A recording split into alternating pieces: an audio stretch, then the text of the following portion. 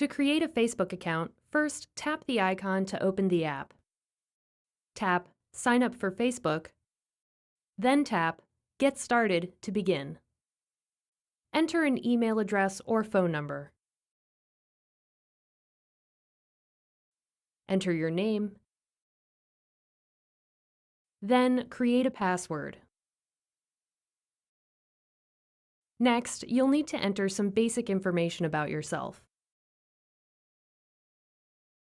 And once you're finished, you'll have a chance to set your profile picture.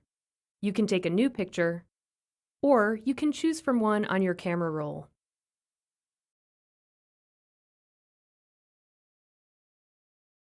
Finally, you'll have a chance to search for people you already know on Facebook so you can quickly begin adding friends. But if you decide to skip this step for now, you'll still be able to search and add friends at a later time.